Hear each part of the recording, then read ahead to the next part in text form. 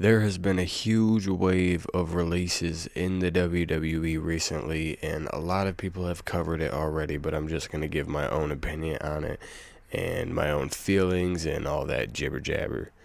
So, I'm going to run down through the list right now of all the people that were just released within the past, like, I don't know, like week or two. Um, Starting off the top, we got Alba Fire, Zoe Stark, Piper Niven, Nikki Cross, Dexter Loomis, Eric Rowan, Joe Gacy, Uncle Howdy, Andre Chase, Dante Chen, Alex Shelley, Chris Sabin, Santos Escobar, Aleister Black, Zelina Vega, Kyrie Sane, and Apollo Cruz. And now there is a few more in there that aren't included in that list I'm looking at currently, and I'm actually not sure if Dante Chen was a part of that one. If he might be, I'm not sure.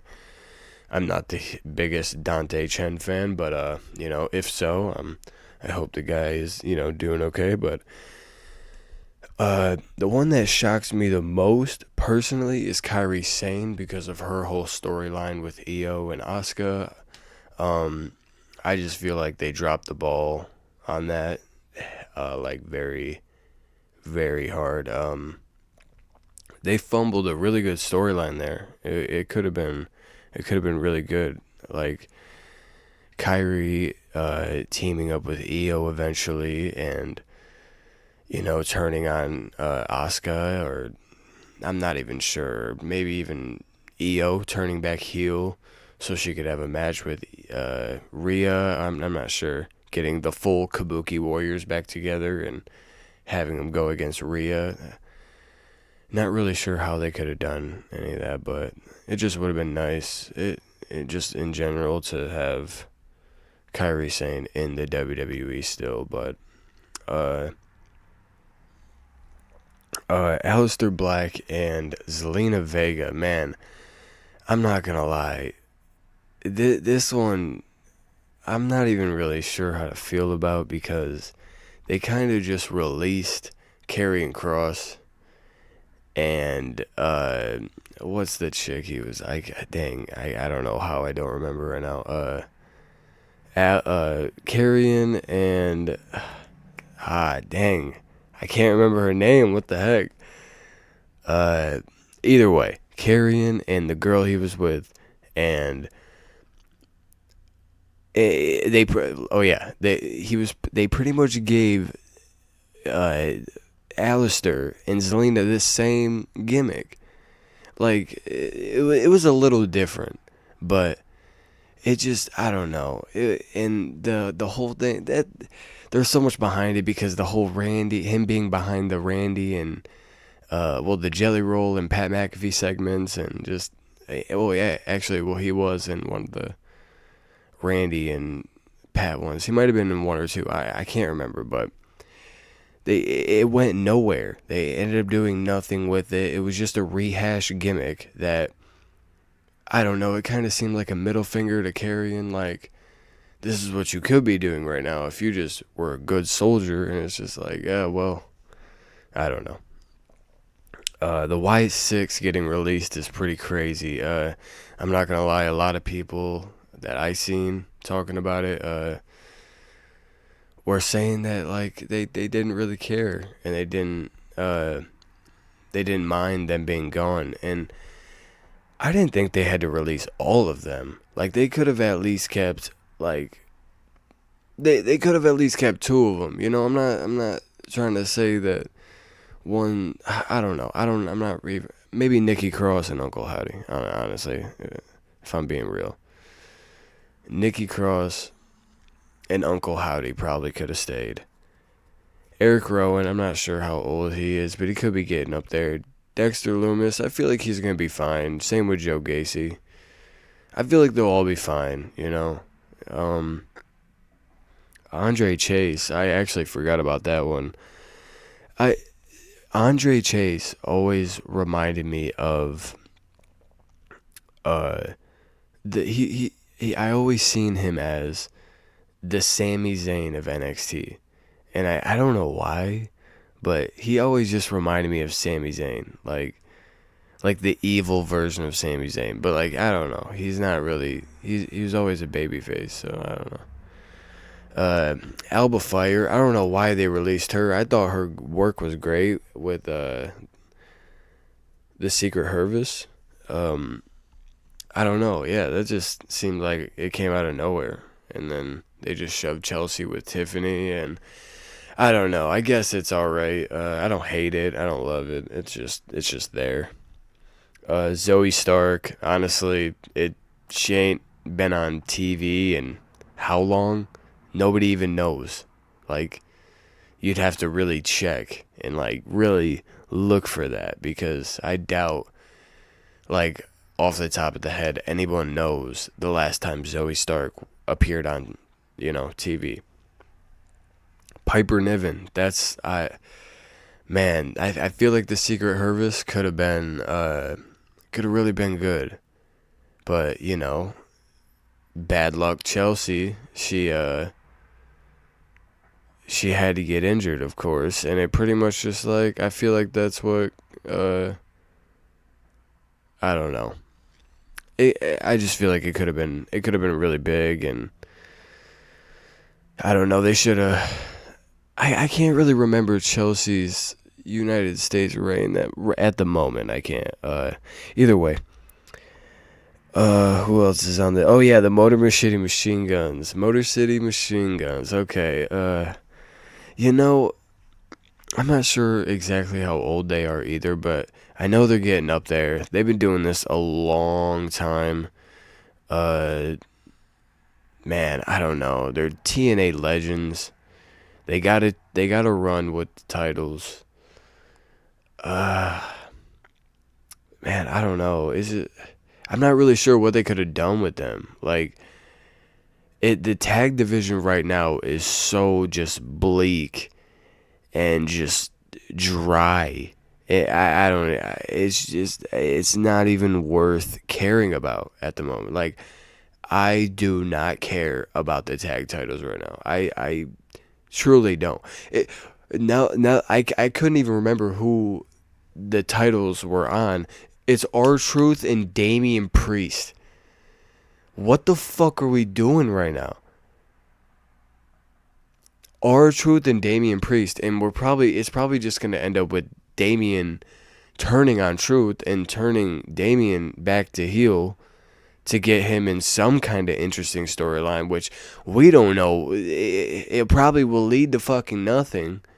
Probably won't lead him to getting a World Heavyweight Championship, which I wouldn't mind him being. I wouldn't mind the title being on him. I feel like when he has the title, like, it's people like it, I don't know. El Campeón. Apollo Crews, man, I don't know. I feel like I don't know. He'll probably end up being like a trainer or something. I don't know. This is a lot of Santos. That's another. Oh, I forgot. Santos Escobar. I can't even remember. I think he was in AAA last time I seen him. But he came out with this like attire on, this gimmick where he had like a face mask and he had like cargo pants. I'm not gonna lie, it looked like he forgot his attire and grabbed the first thing from the fucking Goodwill across the street. Like, it looked just like bad. And he stood out like a sore thumb in the worst way possible. And oh my God, I don't know. It's just, I don't know. I was like, what the fuck, man? What are you wearing? I can't pull the picture up now, but if you know, you know. If you don't know, go back. Check out one of the few last matches of Santos Escobar in AAA. It was just, I mean, he might have been wrestling good. I can't remember, I don't know. I don't fucking know. I'm not really that locked in on, Santos Escobar. I didn't really care about Los Garza. I feel like they're about to be released too. I feel like more releases are coming, and maybe not as much, but I feel like more are coming, and or maybe even people just leaving. As we're about to get into next, with the New Day leaving WWE just out of the blue, and not really out of the blue. It was TKO wanting to restructure their contracts, and pretty much the New Day going, well, no, we don't want to do that. And then that I mean that's all I know right now, honestly. I think that's the full story. There might be more to it that I'm not fully aware of, but for well, I could real quick just look into it instead of misinforming people. Let me just doop fill in this quietness real quick. So I, either way, no matter why they left or what happened, uh, I really wish they wouldn't have, because it's just this isn't just like somebody leaving or somebody getting released, this man, this feels different. This feels like a big, this doesn't just feel like a little hole puncher, like a little, because that's what it is when they're releasing people. They're just hole punching in their paper and then finding a way to fill those little holes in.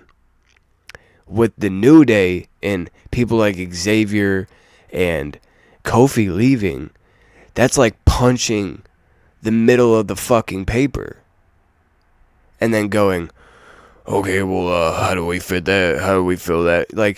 It's going to be hard to fix that and fill that in. Even though I was just saying that the tag division, they still were a part of that had that charm. That, even their little fucking Netflix segments that only showed up, internationally and didn't show up in the US, those little, with Kathy Kelly, those segments were entertaining. And there were only 30 seconds a pop. 30 seconds each segment. And everybody's getting cut off on those segments. I think that's why they stopped doing them. I'm not sure. They might still do them, but I haven't seen one in a while. Because every time somebody would fucking do one, they would just get cut off. And then and it just, that kills momentum. That just kills freaking, just, I don't know, man. Either way, I don't know. I don't even know why they weren't doing stuff with the New Day. They weren't, nothing was even, I think Kofi's last match actually was a singles match. When I think he came out with Grayson Waller, and he had a match with somebody. I can't remember. Maybe Aleister Black. I can't remember who exactly, but I don't think it was a bad match at all. Kofi can still go. That's the fucking thing. And Xavier too. Xavier's still young. Dude, he's probably still in his prime right now. He might still be a little hurt. He might be a little hurt and, because of all the years of bumping and all that, but dude, they are still, Kofi can still fucking go. And if they go to AEW, that's a big pickup from them. That's not just us getting Penta, Punk, all these fucking people, Ray Phoenix, Alistair, and at the, before he got released, and then us just giving them Tommaso Ciampa and being there you go, have fun with that. And they've been doing great things with Tommaso. They utilize fucking getting new people. I don't watch AEW that much, but from what I do see, it is great, and the matches are amazing. I feel like they don't focus on the storylines that much, or it's maybe just me, but I don't know. Either way, that's pretty much it.